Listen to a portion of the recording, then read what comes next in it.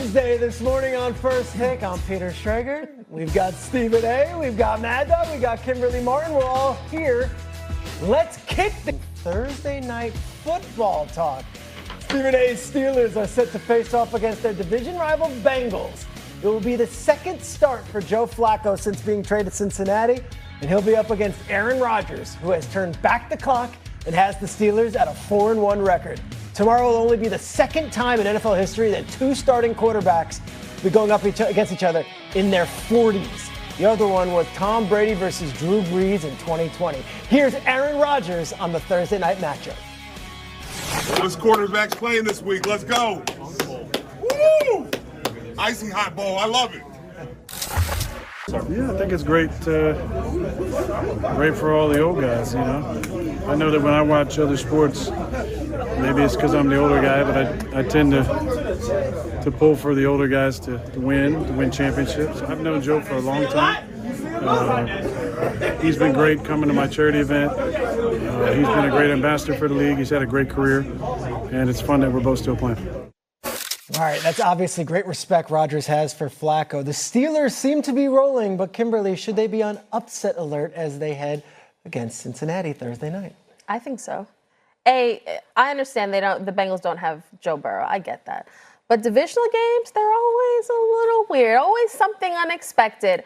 And Mad Dog, you love stats. Where's your little almanac? You love. I didn't bring it. Okay. I have it. I didn't bring it. Do you know what the Steelers' record on Thursday night road games is? I do not. Super Bowl era? They're 0-8. Wow. So again, good one. I think this is an improved Steelers team from last year. But I would cover that Browns Steelers game over the weekend. Do you also know what the halftime score was of that game, Mad Dog? This past 9-3, wasn't it? 9-3. Field goals, Mad Dog. We're talking field goals. So when I look at the Steelers, I think this is a team that can make the playoffs. However, their offense does kind of worry me a little bit because until Rodgers finds somebody deep, it's a lot of quick passes, get the ball out.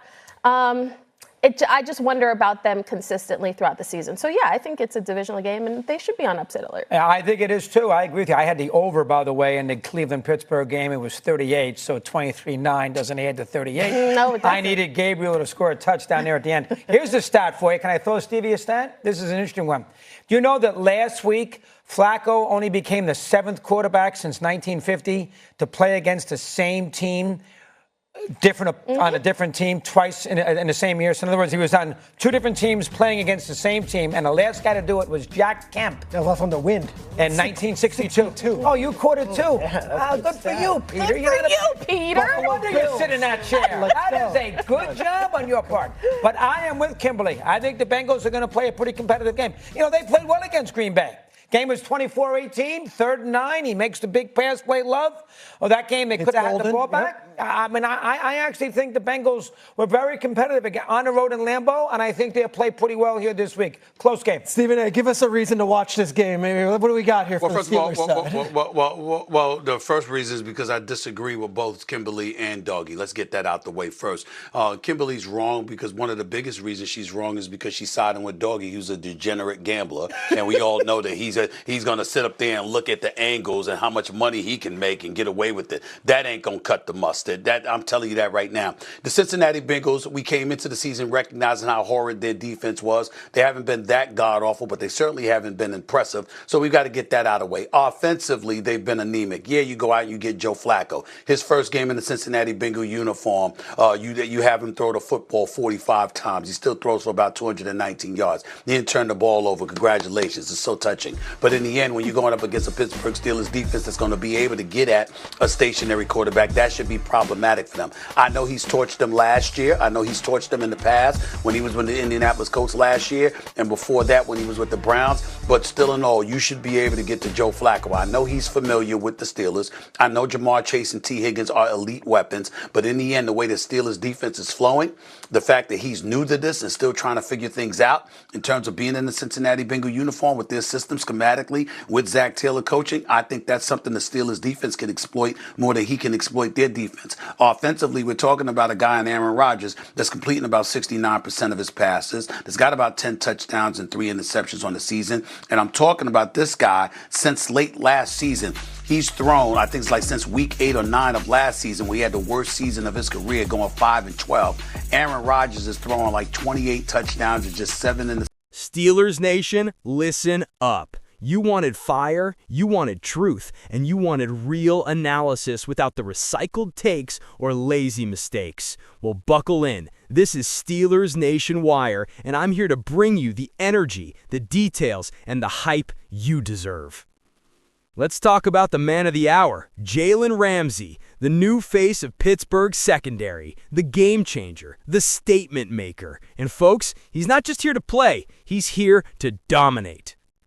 Now, I know when the Steelers pulled off the trade to bring Ramsey in from the Miami Dolphins during the offseason, a lot of people were skeptical. He's aging, he's hurt, can he still produce? These were the headlines. These were the questions. But on Sunday against the Browns, Ramsey answered all of them, loud and clear. 2 sacks, 6 tackles, 1 unstoppable presence. This wasn't just any performance. This was his best game as a Steeler so far, and the timing couldn't be better. Right before a divisional battle against Cincinnati, Ramsey showed the league he's not washed, not slowing down, he's just getting started. And let me tell you, Mike Tomlin didn't hold back. After the game, the head coach, who rarely gushes, said, "I can't say enough about Jalen Ramsey, guys. This man plays outside corner, nickel, free safety. He's exactly what we hoped he'd be. He was significant today." That's not just coach speak. That's an endorsement. That's a stamp of elite. Ramsey's presence brings leadership, versatility, and a championship mindset. This isn't a role player. He's the guy, the one who locks down one side of the field and forces quarterbacks to second-guess everything. And you know who else noticed? Nick Herbig, a rising linebacker who had 2 sacks of his own against the Browns, said, "That guy's a dog. I grew up watching him at Florida State. He's a true pro on and off the field, a leader, an inspiration." That's the impact of Jalen Ramsey. He raises the bar not just for opponents, but for his own teammates. He's not just here to play defense, he's building a culture. Let's talk facts. The Steelers' defense racked up 6 sacks against Cleveland. The pressure was relentless. Dylan Gabriel never had room to breathe. That's Ramsey. That's Herbig. That's TJ Watt continuing his legacy as one of the league's most feared defenders. Watt didn't need a headline Sunday because his legacy speaks for itself. But now he's got a partner in the secondary that lets him do what he does best, attack. And that synergy, that's what wins games in January. Ramsey's return from a hamstring injury was supposed to be cautious, maybe limited reps. But what did he do? He played full speed. He blew up plays. He set the tone. That injury talk, it's dead. The man is back. And don't think we're done here. The Steelers are sitting 4-1, top of the AFC North. And now they're getting healthy, they're getting confident, they're getting scary. Let's not forget the next game, Thursday night, prime time against the Bengals. Joe Flacco's likely to start. Now ask yourself, how do you think Flacco's going to handle Ramsey breathing down his neck? You already know. This is a golden chance for Ramsey to keep the momentum going, for this defense to remind the AFC that Pittsburgh is no joke. We've got weapons, we've got veterans, and most importantly, we've got attitude. While other teams are firing coaches and hitting panic buttons, Steelers are building. While media talks about flash, we bring grit. While the rest sleep, we rise. Let's shout out some other key players while we're at it too. Jaylen Warren is stepping up in the run game. No Najee Harris? No problem. Warren is playing with heart, taking tough carries, and fighting for yards every down. He's earning trust. Aaron Rodgers, yes, that's right. The 41-year-old legend is in black and gold now, and he's starting to feel it. With fewer turnovers, better timing, and improving protection, Rodgers isn't just managing games. He's starting to own them. And DK Metcalf, with his physicality and separation skills, is giving this offense a deep threat we've lacked for years. Calvin Austin III and Scotty Miller are doing work in the slot and helping stretch the field horizontally. This wide receiver room is deep and dangerous. And back to the defense, let's not ignore the development of Jack Sire, Keanu Benton, and Isaiah Loudermilk. These guys are pushing the trenches, rotating with strength, and keeping offensive lines guessing. What we're witnessing, Steelers Nation, is the forming of a complete team. Offense is clicking. Defense is relentless. Special teams are locked in. This is not the same Steelers team people wrote off 2 seasons ago. This is a dangerous squad. This is a team with chemistry. This is a team that could go deep in the playoffs. So here's what I want to know from you. Did Ramsey's performance against the Browns convince you that this defense is elite? Is Mike Tomlin right? Is Ramsey everything we hope for? Do you think we take down Cincinnati this Thursday and go 5-1? Drop your thoughts in the comments below. I want to hear from the real fans, the diehards, the ones who've ridden through every season, every rebuild, every heartbreak.